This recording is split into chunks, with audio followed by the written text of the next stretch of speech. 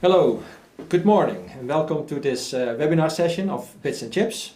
I am René Rijmakers. A very good morning to one of you because somebody is logging in all the way in Australia, so that's a very early rise. In this webinar, Tom Peijnenburg and Jos de Klerk of VDL-ETG will tell about their engineering process, system engineering process at VDL-ETG.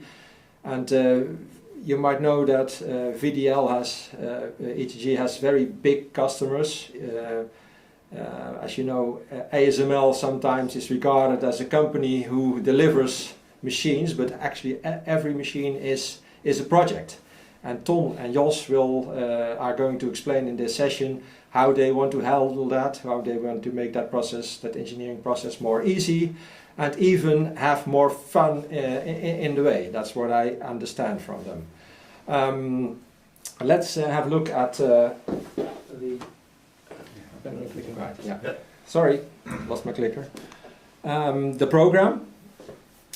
Jos de Klerk will kick off. He will explain how they want to go from project to product, how tooling is going to help them with that. Then we have a demonstration by Arno van Herk of Synergio. Then Tom Peijnenburg will step in. Arno will give another demonstration, and then there will be a Q&A.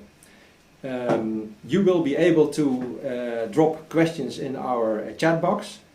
So please leave your questions in the chat box, and we will read them aloud at the end during the Q&A session. So welcome to you all again, and now I would like to hand it over to Jos.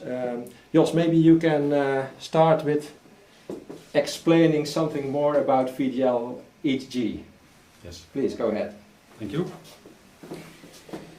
So first I will mention a few challenges that we see not only at ETG but also at other VDL companies. And this is probably recognizable by you, but there is a need to shorten the time to market driven by competition. At the same time, we need more innovation to accelerate it, to maintain our competitive advantage. And of course you need to keep on learning all the time. And as you'll understand that the complexity, which I'll give some examples, increases, the technical complexity increases, and the question is how do we deal with this complexity? But first I'm going to give you an overview of the things we do at ETG. And of course we serve multiple markets. The biggest one is semicon equipment, with ASML as the largest customer, as you understand. We supply different modules, like the wafer handler or the source vessel. I think half of the machine of ASML is built by VDL. But also another market, the satellite equipment market. This has been in use. We are going to cooperate with Airbus, for example. And this is an emerging market. You can expect a lot of satellites. And we're trying to develop so-called optical communication modules with lasers. This will enable a larger bandwidth and a safe communication that will span the whole world. And of course this is a market where we need multiple technologies. To mention only one of them, like optomechatronics, a combination of optics, mechanics and electronics, of course. So already a multidisciplinary technology that we need not only to build those communication models for the satellite equipment market, but also, for example, in wafer, laser, anneal application in the semicon equipment. So those technologies are reused in different market segments. One particular one we are very strong in is contamination control. We're even doing quite some basic research to avoid, for example, the generation of particles. If they are generated, you would like to change the transport of the particles so they don't end up on the wafer or the substrate, and if they do, you want to be able to clean them. There are many more, but I just highlighted a few of them. One of them, we also have manufacturing technologies. For instance, this ultra high precision mechanics, precision. This is an example of a copper disc and you see it is shiny, that means it's optically flat. And you would expect this is polished, but it isn't. If you would polish it, you would globally deform the shape of this surface, and this deformation will lead to failure of this copper part in a particle accelerator, for example. It will literally blow up. And this is manufactured with diamond turning, with resolutions of, well, below 100 nanometer. And I think I can state that we are world class in this manufacturing technology. So this gives you a bit of overview of the things we do, and you already can see that there's a lot of complexity and combination of technologies, and the question is, how do we deal with those technologies and the development of it? For that, we need a lot of system engineering skills. You probably recognize them. We need to decompose the system into functions. So what does the system need to do? We need to define the requirements, which is also a form of a system description. And the third example is you need to make system error budgets, like a throughput budget or an accuracy budget. Those elements are already complicated in themselves, but you also need to connect requirements to error budgets and decompositions and many more. And you need a lot of system engineering thinking power, not only to make those decompositions, but also how to connect them. If you are able to connect all those decompositions, you will have an effective team. That's my claim. It will be much more clear to the people what they need to do and what the contribution is in the team to the bigger picture. Now this is a comic from Dilbert. I give you some time to read it. You probably recognize it. It's quite tempting to start designing when a customer comes in, because then you can show progress. It's very nice to show a design or a 3D graph or whatever. But if you start designing, and then you need to ask, what problem do I need to solve? Now this is just a comic, you can laugh about it, but how do we do this? How do we entertain a discussion with the customer? And one of the things we're trying to do is a simple visualization of an actual system that we are developing. This is a wafer stage. And you can see I just made a simple picture with functional modules, like an interferometer system or a mirror block or whatever. And the gray parts are supposed to be delivered by the customer. But such a simple picture helps to entertain a discussion with the customer. What are the functions and what solutions can I provide for you? There's a lot of thoughts behind a simple picture, by the way, but visualizations are key in bringing your message across. Another thing that is very important is that there is always, this is a complicated graph, I will give you just one example, but there is always a stakeholder need. This needs to be defined without judging. When you talk about a customer need, you immediately have a thought about it. Effectively, without maybe knowing it, you analyze that need of your customer. And that's what we call an analysis statement. And it could be very simple, and this analysis statement can lead to a requirement, like, okay, the system needs a throughput of 100 waves per hour, for example, or an accuracy of 10 nanometer. And this requirement leads most likely to a design decision. For example, I choose for the maglev technology, which I just mentioned in the previous slide, instead of a air-bearing technology. By making those relations clear, you can clarify, not only to your customer, but also internally, that a design decision is needed that satisfies a requirement by doing analysis, and this will lead to a section of stakeholder need. And this is quite a complex picture, but the question is, how can we document it, how can we visualize it, how can we make this clear to the team and the customers, how all those relations work together. And I think there's quite a big need to make those relations clear and to document it. And I think Arno can give us an idea how this works in a tool. Yes, let's switch to another screen.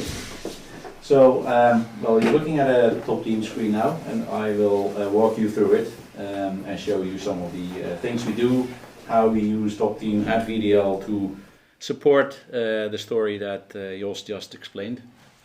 And actually the idea is, with a tool like TopTeam, we need to support VDL to effectively document the system specifications and also to safeguard the, let's say, the development journey, how you move from stakeholder needs to your requirements, to your design, to your system elements, and be able to demonstrate why the system does what it does.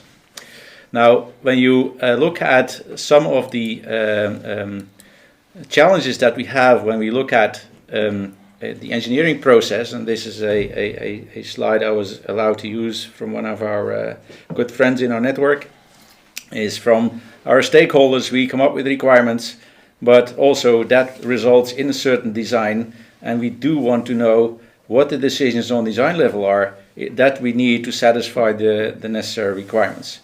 But not just on one level. If we decide that the system will behave like this and will do things like this, this will lead to derived requirements for all the system elements underneath. So there is all kinds of relationships between the information that you want to store and that you want to work with in the system. When looking at your system and the decomposition of it, we see that it's not just about functional decomposition. Your physical specifications like mass and dimensions and other related physical elements is just as important to document in combination with the functional specification, because if you forget that part, at the end you will end up with a lot of rework because you fail out on certain requirements. So our objective is to develop both the functional and the physical decomposition in parallel at the same time. Now, if you look at then the content of the TopTeam project, a TopTeam project, you start with the elicitation, you derive your stakeholder needs, and eventually you come to the, let's say, the specifications of your system. And in TopTeam, we basically say all our specifications, whether it's functional or physical, whether it's requirements or design, are all documented within the context of the system decomposition. So when looking at the door system, we'll see that there is a requirement specification and there's all kinds of content in that requirement specification. There is design information which has a translation of those requirements into what the system is supposed to do. We may also want to do failure mode analysis and have, let's say, closure of control back into requirements and design. And we have the system decompositions with all the elements, and we can say, well, we'll decompose, and you'll find that on each level, again, we find requirements and design, and all that information is related to each other. Now, this decomposition also includes the physical decompositions, your assemblies, which bring things together in the end. Now, when you look at this decomposition, we also can visualize this with some graphical support. So if we take the door system and we look at this image, this diagram, we see how it's decomposed. So this is actually a reflection of the actual database content, but now visually represented. And what I could do is, like here, I can just say, well, I want to add a specific building block, let's say a door window, to the system. Save this one, and from here I also want to generate that into my database. So the door window is a new thing, so I can say, oh, I will make it a building block, and I will generate components, and it will start to work, and we'll say finish, and it has generated something. We'll see it in a minute. The other way around is also possible. Suppose we have a database full of components. I can just query the database and have me generate this diagram for me from the database. So let's go back here, and if I now decompose my functional door system, and it was in the create barrier subsystem, now my door window has appeared, and here I can also start developing my requirements and design information. This by combining all that information, the system elements, the requirements, the design, we get a powerful reflection of how this information is interrelated. So if I select the door system and I would look at, okay, let's have a look at how it's related with specific types of information. I can see the door system. It has a number of requirements assigned to it. It consists of functional subsystem, it has properties, it has an assembly, and it performs certain functions. All of that is now in the traceability overview of the database. And same with if I would have a different view on traceability, I can open up the traceability diagram. Here I see a combination of the functional decomposition and the physical assemblies. And if we would expand the hinge, which is part of the functional decomposition, we see that there's a leaf, A1, A2, and a pin, but they are assembled in different physical assemblies. A1 is part of the door frame, A2 is part of the door panel, and the pin is at the door system level, putting these two assemblies together. So all this is part of some traceability that you would like to see when integrating that information.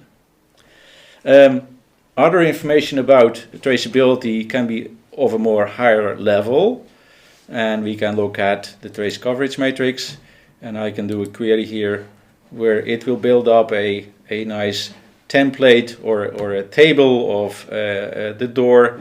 What are the functions and properties? What are the derived requirements for those functions and properties? How are those satisfied by the decisions in my design? And where does this go when I look at my subsystems that need to contribute to making this all happen in reality? And this could even be exported to Excel to share with people that don't really have access to this database. But then you can share this as a separate Excel file to people. Okay, other things are, for instance, that, we do feel certain information needs to be linked. So maybe I have not yet filled all the traces. So let's generate a gap analysis report that will show where there is still things to be done and where I can add links to from a requirement to a design decision or other information that I want to link. So this is a quick example of how we store information in TopTeam, how we relate these items to each other, and how you can then benefit from this for doing whatever impact analysis you want to do. So this concludes my first part of the demonstration. I will now go back to Ton, who will add his ideas about the platform challenges that you may run into. Ton, up to you. Yeah, so I'd like to take a second part of this webinar and discuss from product and now take it to platform. The challenge we have is that in order to cope with all the demand in terms of system deliveries, and that's not new to you, it's in the news. Semiconductor industry is booming. We need to supply a lot of systems, we need to develop a lot of systems that support next-gen nodes for processing. And let's say what has been common in other types of industries, namely platform architectures, are not yet common in equipment industries. And that's one thing. In order to make it in a way that the amount of work is manageable, both in the factory and in the development organizations, I think it's important to reduce the number of building block variants. And in order to show you, I will use a few pictures that are on the background at the moment. One is a colorful matrix. In that colorful matrix, the columns are various platforms or machine types, and the rows are building blocks. So there may be, if you look at maybe a robot or a thermal control unit or whatever. And because for each of the machine variants there is a different level of performance required, you will have maybe a different variant of the building block. And by changing the colors, we have indicated how building blocks change for the variety of systems that are being built and developed. So in this case, we have about 57 variants. That's not just the variants per building block. Ideally, you want to have one variant per building block and then a number of building blocks, but in order to support the diversity in the platform, you will have a variance in that. So the 57 is all the variants, it's not the variants per building block, and that's something to note. But at least these kind of analyses have led to a different approach, so this platform architecture, which again is not new to industry. If you look at consumer products, then typically those are based on a platform architecture. If you look at Volkswagen cars, they're typically built on a platform architecture. In a sense, modules for semiconductor equipment are always a little bit like the previous one, but sufficiently different not to be the same. And that's, I think, a challenge that we want to cover now. So here is three different families of products for different kind of applications.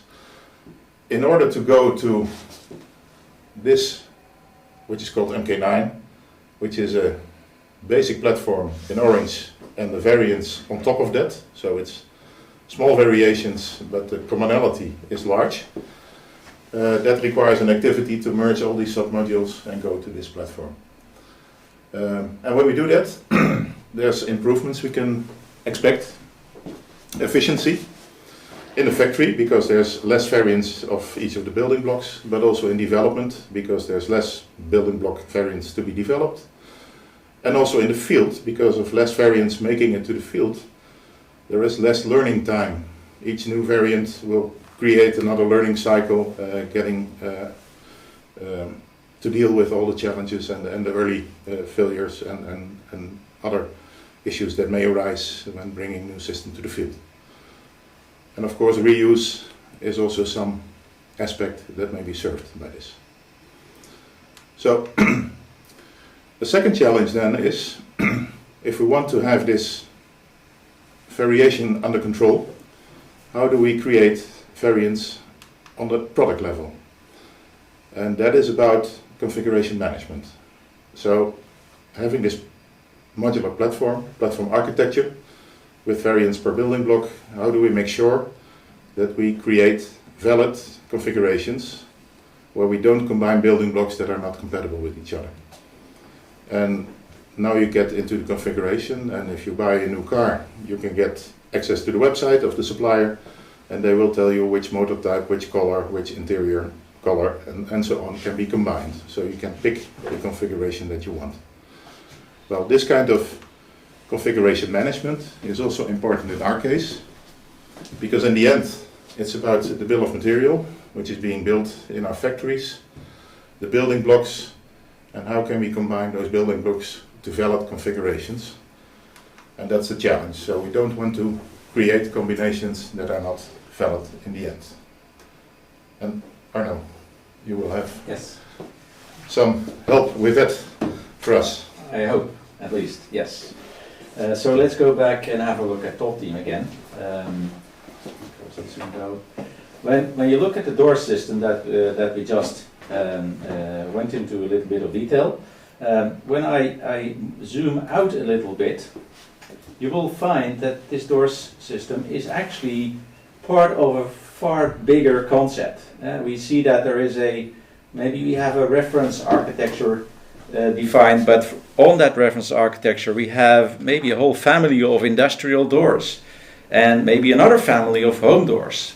And within the industrial doors we have automated industrial doors and we have manual industrial doors.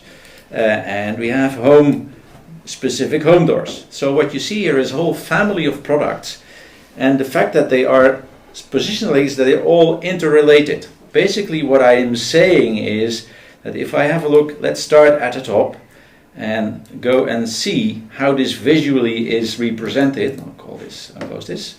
Then you see that from this door reference architecture I created an industrial doors family and a home doors family, but from the industrial doors I created automated metal doors and automated wooden doors. So basically what now happens if I create those let's call them children of the reference architecture, they will inherit basically all the specs from the reference architecture, but because they now have a different place to live, I can also add specific variations that will apply or will be added or will be different from the reference architecture if I build those specific variants of the system. So if I would compare these two, let's see what I can do. I will select these two projects. Now TopTeam allows me to select these two and compare what's happening between these two. So I see my original architecture on the left, I see my home doors family on the right, and I see what is different. I see that there is some, I kept working on my architecture, and that's not yet in my doors family. So I may want to update my doors family based on the development that's continuing on my architectural level. But on the same part, I also have new things in my doors family. And if I take another comparison and compare select these and these two and compare these two, there is again a difference between the architectural and the industrial doors. And here is an additional requirement in the industrial doors, talking about chemical resilience, and there is the requirement is that there is a 5-year mean time between failure. That is applicable to chemical doors or to industrial doors in the chemical industry. But at the same time also a new building block, a new functional module, an automation module, and that allows me to automate the functionality of the door. All of this is now in separate specs in TopTeam, whether we talk about requirements or design decisions, and we can just compare. We can have a look at let's say this layout and architecture folder has changed, and you can see the differences. I don't think this is a good example, but we can just compare and look at the differences that would exist between these two artifacts in the database. As I said, this is not a good example. It's all about interacting with versioning in TopTeam. But if I would want to know, for instance, let's have a look at my create barrier functional system. When I open this create barrier functional system, I also can see in which part of my variance is this being used. So I see that this barrier is being propagated into multiple variants of my system, and even here I can see if there would be a change, that I can see that it has been changed in a variant, in a specific variant of the system, and if necessary I can compare the two between the two collections of data. So this allows you to maintain in all of these projects the requirements and design specifications. So each project or every variant will have basically a set of specifications originally coming from the top level architecture, but all having their own variations within its own collection. Now it becomes interesting when we say we want to reduce the building blocks, the number of building blocks, and replace them by standardized building blocks. That's where we say, well, my hinge is such a building block. And when I open up the wooden door, the home door, here it is. Let's look at that. We look at the home doors family, and we look at the decomposition. And the hinge is in this. Then I see that this hinge now here has been replaced, and you see an icon that is actually taking a different variant of the component with different specifications. So by doing things like this, I can replace all kinds of standard building blocks with standardized building blocks coming from a catalog, a published set of standardized components that I can just reuse in whatever variant of the system that I would like to have them implemented. So I can pick from my standard building blocks which one is applicable for this customer variant that I am supposed to deliver. And clearly this is all about system specifications, requirements and design, and there is more coming to it when talking about configurations and manufacturing, but this is at least a nice way to separate out standardized specifications from variants and even update. If I do a comparison like this, I can update this one. Suppose this is interesting for my architecture. I can say okay, merge to left. So this one was invented when I created my industrial doors, and I will promote it to my architectural level, and then can promote it back into other families again as well. Or I have updated my architecture and I can update my variant from the standardized specifications. So all of this is supported through TopTeam, and yeah, that's what's currently being used in the endeavor of VDL to creating, for instance, the MK9 platform, right?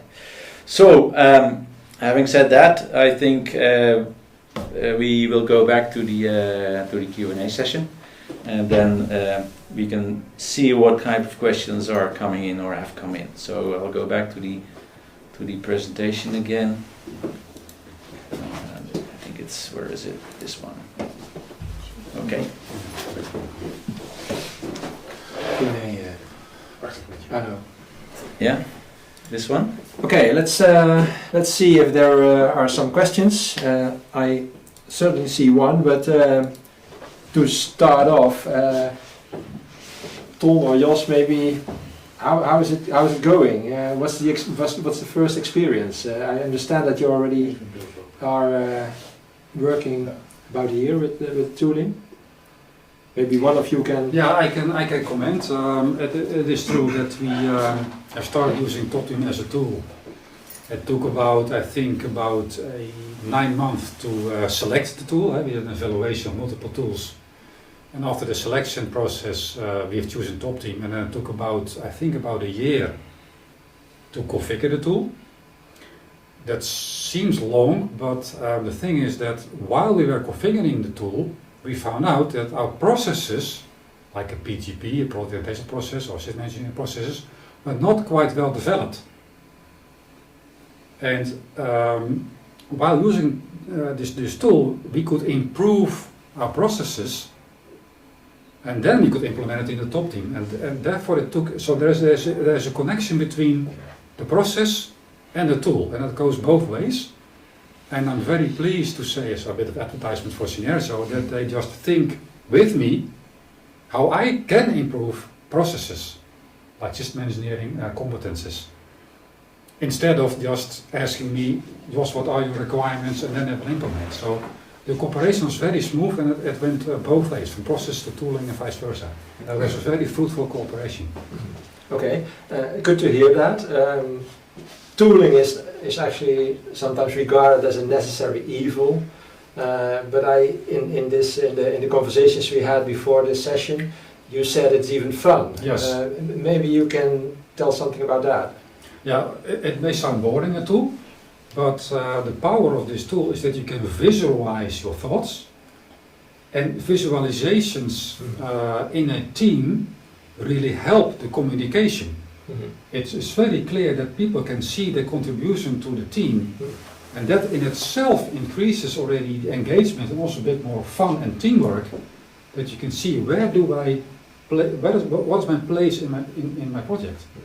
And how many of your people are using the tool? Well, at this moment we have about 50 people trained in the Waste Vendor Mark 9 project and 20 in another project, so we have about 50 users at this moment. It's growing quite rapidly, and by the end of the year I expect about 100 users of this tool. So that's quite a lot, so that's about 20% of our T&E population. And on how many locations? Well, mainly at this moment in Eindhoven, okay.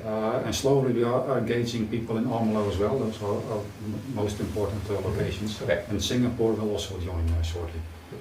I see one question coming up for Tom. Tom, I have to scroll up. To which extent are building blocks and/or their variants still configurable? Yeah. Maybe I can hand that. I can hand it over and then Yeah. keep on. That's good. So thank you for the question there. I think it's a matter of choice. I think one of the important aspects is that if you go for this modular architecture based on a reference architecture, like Arno indicated, you want to standardize on the interfaces. And if you then develop a new building block, you can decide whether or not you make a building block that is configurable for 2 or 3 scenarios. An example is a thermal conditioning unit that is in the system and that still can be configured for 300mm wafers and 200mm wafers. So there is a level of configurability, but the more configuration options you put in a building block, the longer it will take to develop it. So it's a matter of choice, and it's something that needs to be considered, I think, on system level. There's no golden answer. I think it's also difficult to make the assessment because it's a forward-looking estimate that you want to make. How much work do we save moving forward by already implementing a variety of configuration options, or whether we want to leave it for the future and then develop a variant of a building block once a configuration becomes really necessary. So yeah, the option is certainly there. So that, I think, hopefully is a good answer. If not, I will see it back in the chat.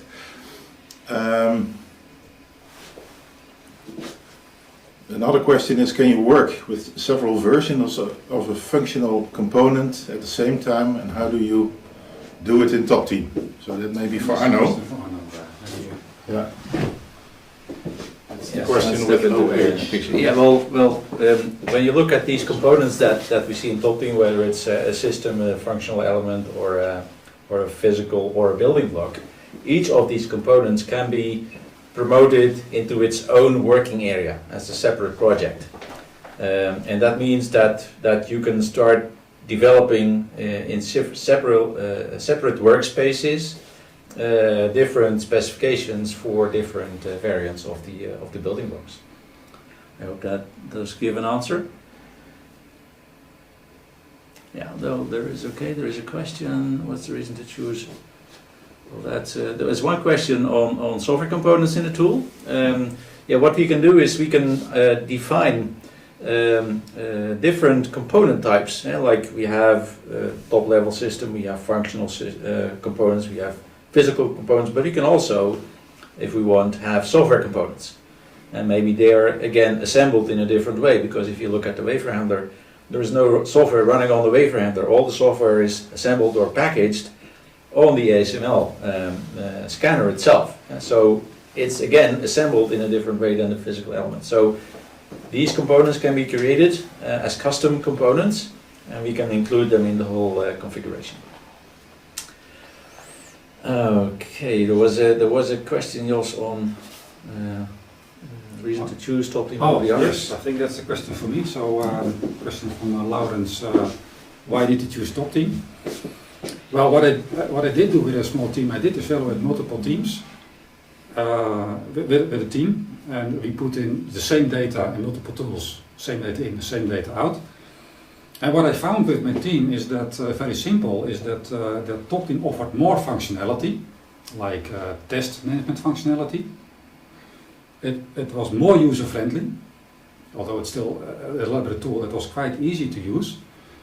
And this is the most strong point, I would say, is that it's quite easy to configure the tool in such a way that you can easily find back all the information you stored. So it's quite flexible in configuring all kind of functions and modules and be able to find it back.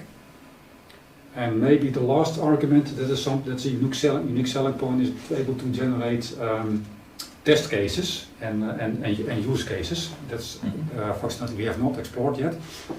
But so simply, it was the best tool I could find. I hope that's a question to There are some more questions on TopTeam, I guess. Emil Nuiten.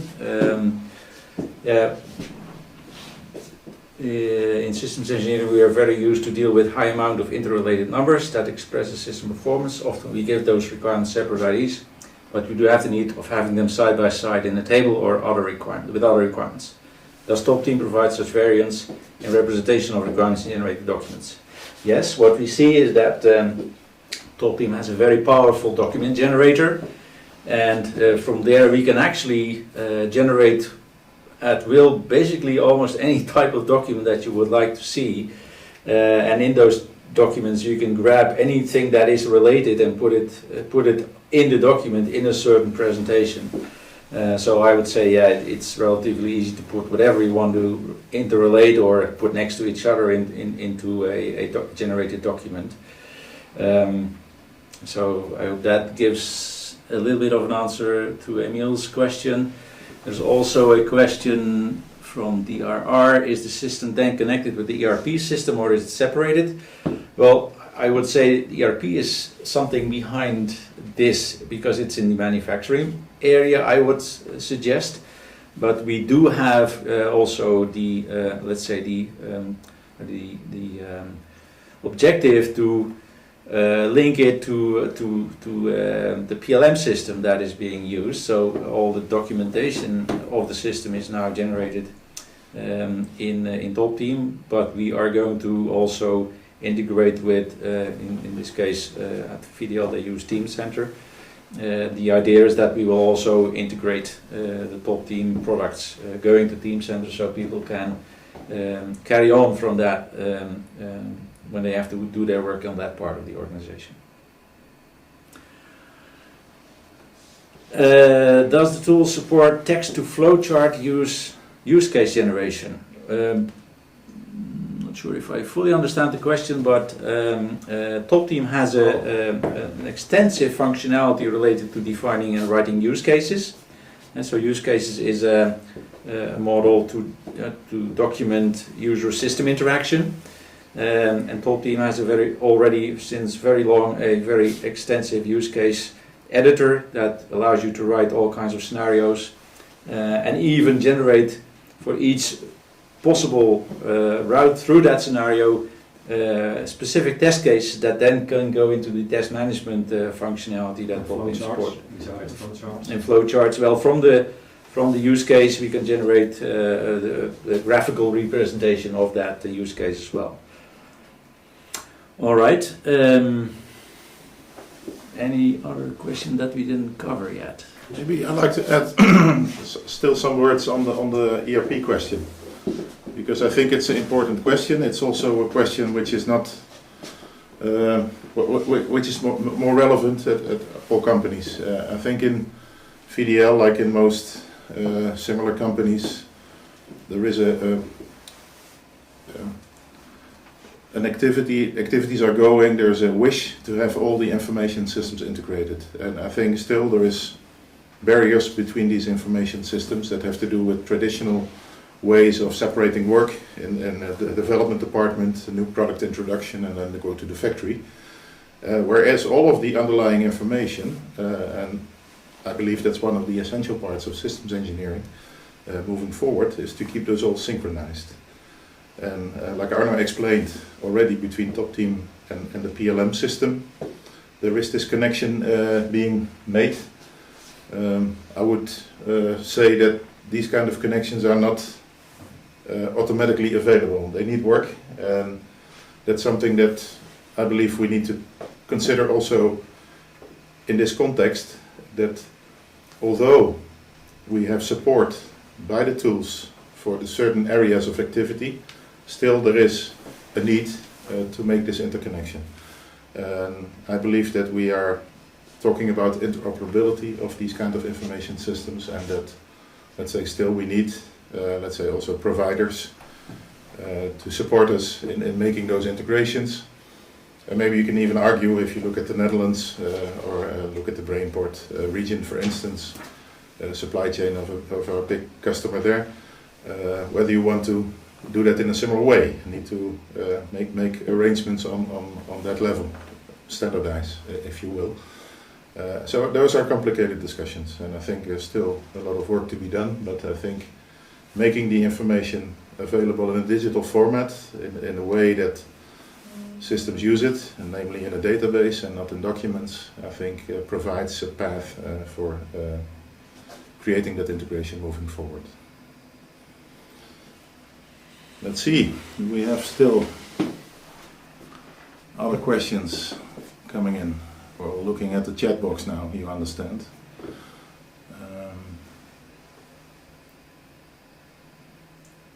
I think we covered all, right? Yeah.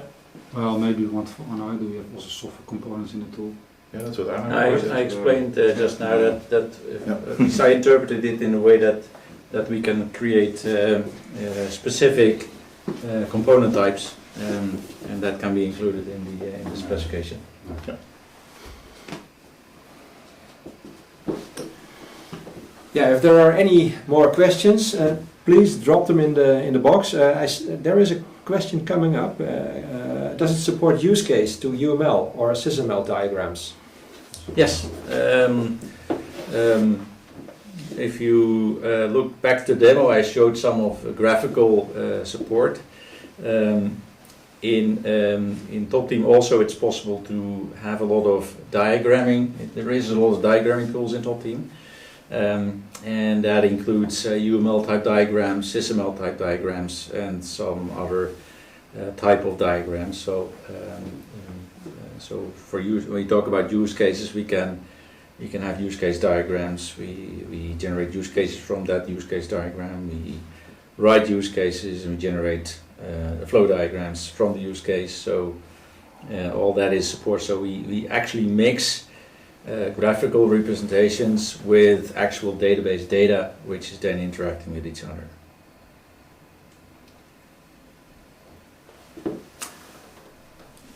Interoperability of semantic data. Oh, that's a difficult question. That's can be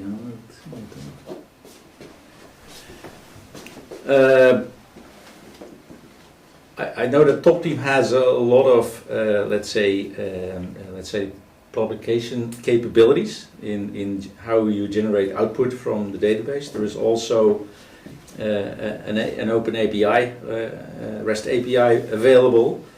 So I could imagine that depending on what's behind this question is that there is some specific needs for exporting stuff from TopTeam to the outside world, and whether that's through the API or for instance RecIF formatting, that is all part of the exchange capabilities of TopTeam.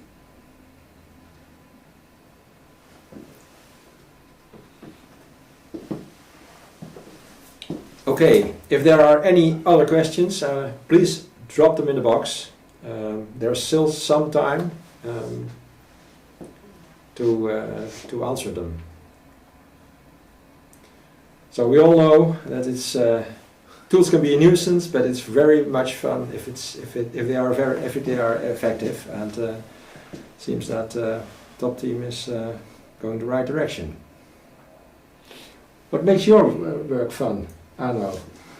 Well, my work is interesting because I get to meet a lot of interesting people with a lot of interesting products, and it's just being fun of being part of that exercise of getting a system out the door and being able to satisfy the needs that a customer like VDL needs to help them get their products out the door.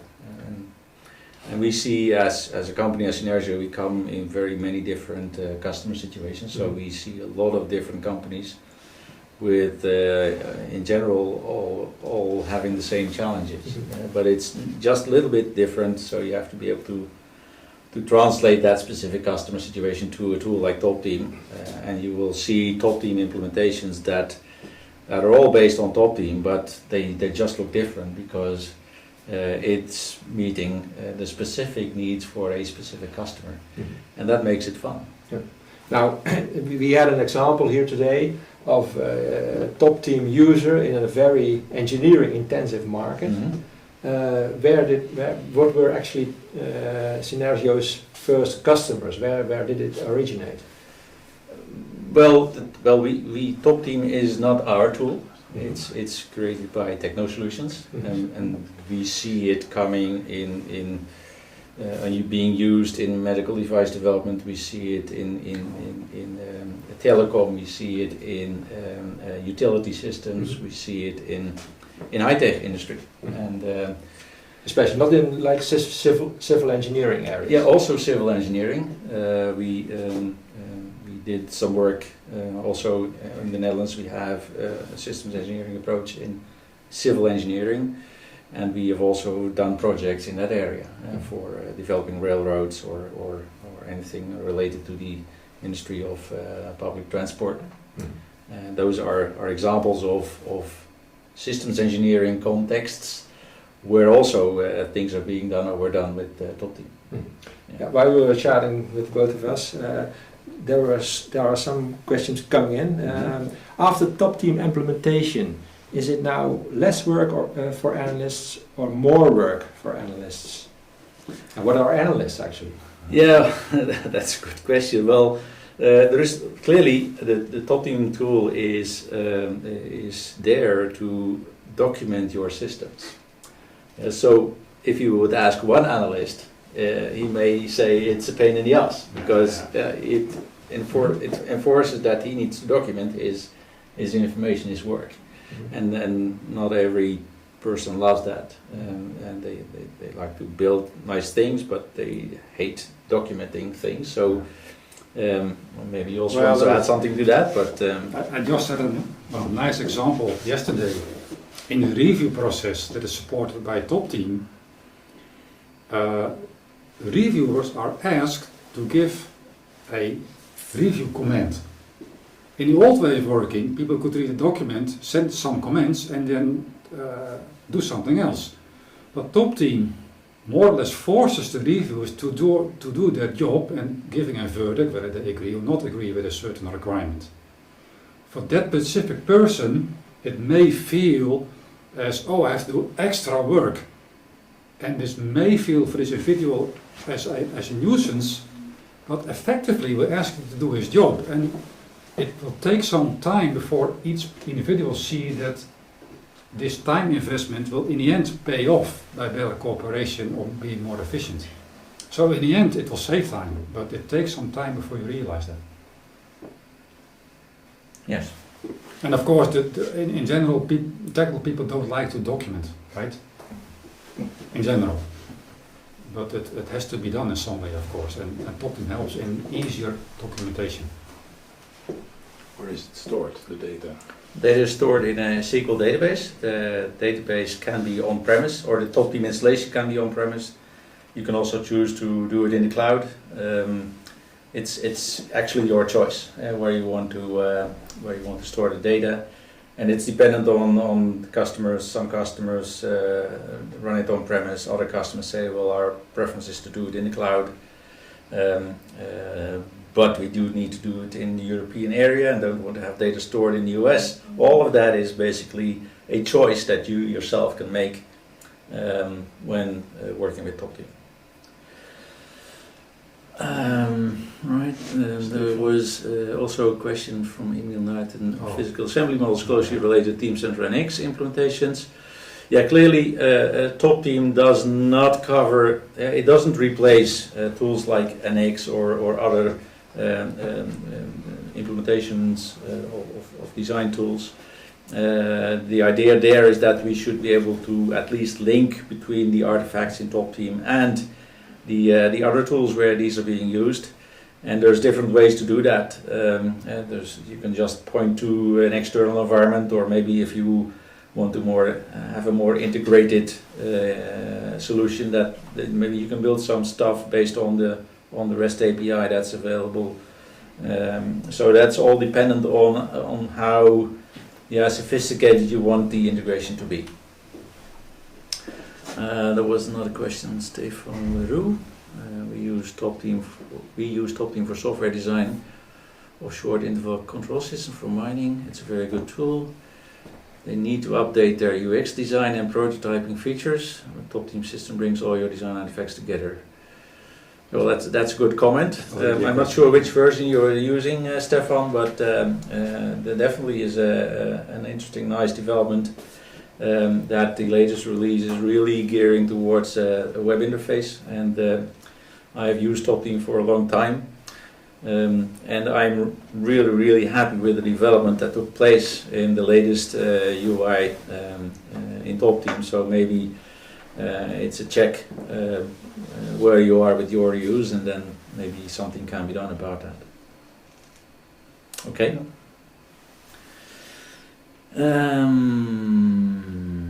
I think we have again covered. But other large companies use TopTeam. Well, clearly we are, as Synergia, we are an implementation partner for Techno Solutions. We mainly work in the Netherlands, and we have, for instance, it's been used at ProRail, the Dutch organization that is facilitating all the railroads in the Netherlands. There is companies like Stedin who build, how do you call that, high energy grids. So there's different types of companies in the Netherlands that we service. I'm not quite clear on what other, if it's outside our scope, with our focus in the Benelux, what other companies might be using it. But that's maybe a nice question to ask to the people at Techno Solutions.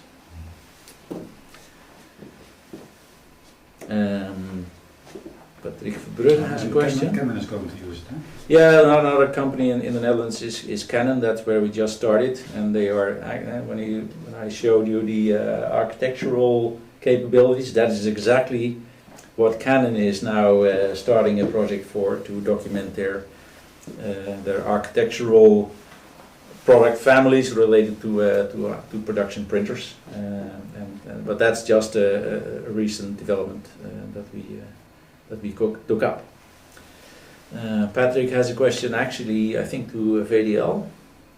It uses Team Center. I believe Team Center is also capable of requirements management. Why choose for TopTeam instead? Well, I think That's that's your question. I think that's a question for both of us. But indeed, Team Center has also a requirements module, but also according to the supplier, that's Siemens, of course, that tool integrated in Team Center is simply not good enough. It is very inflexible and very user-unfriendly.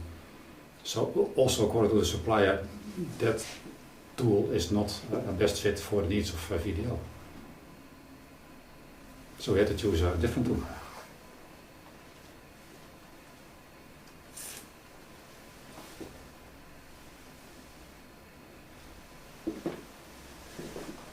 Okay, Jos, Ton, Arno.